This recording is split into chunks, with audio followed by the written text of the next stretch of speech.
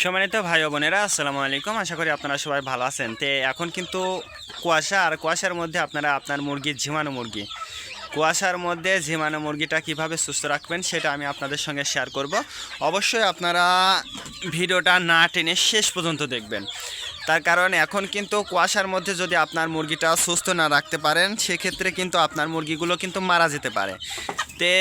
আপনারা ভিডিও অনেক জায়গায় দেখছেন, কিন্তু আপনি সমাধান কখনোই পাবেন না যদি আপনি সঠিক নিয়মে যারা খামারি আছে, যারা মুরগিটা পালন করতেছে, তাদের বিষয় যদি আপনি লক্ষ্য না করে আপনারা আজে বাজে ভিডিওটা দেখেন, তাহলে কিন্তু আপনি মুরগির খামারটা টিকিয়ে রাখতে পারবেন না।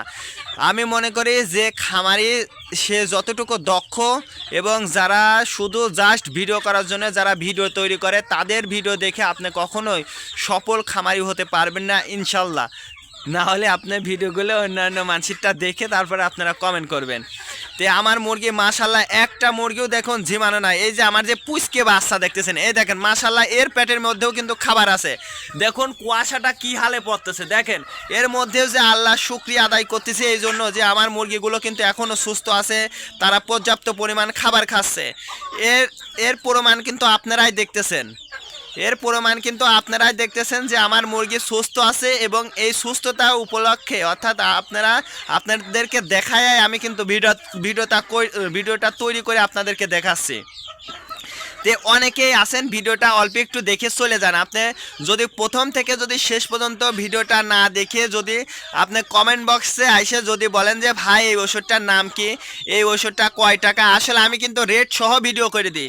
আপনারা ভিডিওটা না দেখার কারণে, টেনে টেনে দেখার কারণেই কিন্তু আপনারা নামটা এবং আপনার যে ওষুধের যে মূল্যটা সেটাও কিন্তু আপনারা দেখতে পারেন না। এই জন্য আমি বলবো যে অবশ্যই ভিডিওটা না টেনে শেষ পর্যন্ত দেখবেন।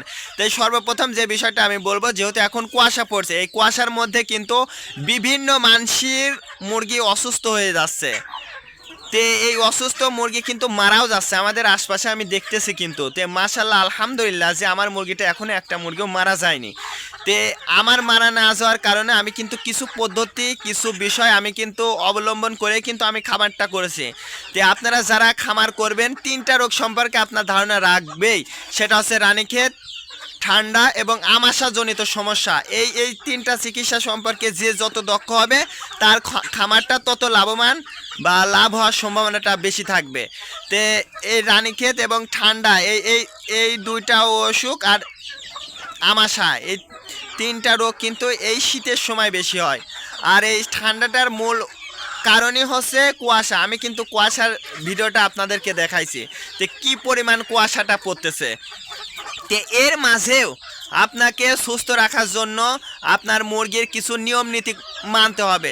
সর্বপ্রথম যেটা বলবো সেটা হচ্ছে আপনার মুরগির ছাড়ার নিয়মটা মেনটেন করতে হবে। যে আপনি যখন ইচ্ছা তখন মুরগিটা ছাড়তে পারবেন না।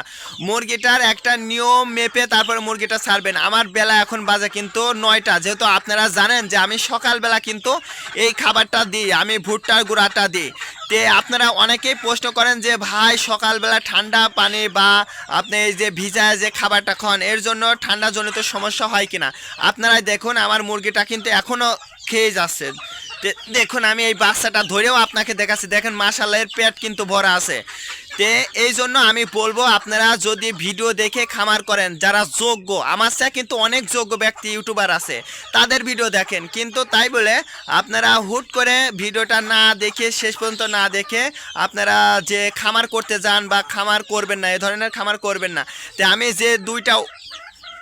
যে দুইটা জীবাণু রোগের যে 2টা ওষুধ আমি দেখাবো, অবশ্যই 2টা ওষুধ যদি একসঙ্গে আপনারা দিয়ে আপনার মুরগির চিকিৎসা করেন, তাহলে ইনশাল্লাহ আপনার মুরগি যতবার জীবাণু রোগী হোক, ইনশাল্লাহ আপনার মুরগিটা সুস্থ হয়ে যাবে। সর্বপ্রথম যে ওষুধটা সেটা হচ্ছে মাইক্রোনিড। যখন দেখবেন যে আপনার মুরগির গালের মধ্যে লালা, একদম ঠান্ডা কফ জমে গেছে, যে ওই কফটা বেরোনোর মতো কোনো ক্যাপাসিটি বা পদ্ধতি আপনার জানা নাই, সেক্ষেত্রে আপনারা মাইক্রোনিড যে ওষুধটা আমার হাতে দেখতেছেন, এটা 10 গ্রামের ওষুধটাও কিন্তু পাওয়া যায়। এই ওষুধটা যদি আপনি আপনার মুরগিকে যদি দিতে পারেন, তাহলে ইনশাল্লাহ একদিনের মধ্যে আপনার মুরগিটা সুস্থ হবে। এর সঙ্গে আরেকটা ওষুধ দেখাবো, সেটা হচ্ছে আপনাদের সবার পরিচিত জাস্ট শহরের মানুষ হয়তো বা কম চিনতে পারে, কিন্তু গ্রামের মানুষ যে চেনে না এটা আমার বিশ্বাস হবে না। সেটা হচ্ছে রেনামাইসিন। এই রেনামাইসিন ঔষধটা চেনে না এমন কোনো ব্যক্তি কিন্তু এই বাংলাদেশে নাই, বিশেষ করে যারা গ্রামে বাস করে।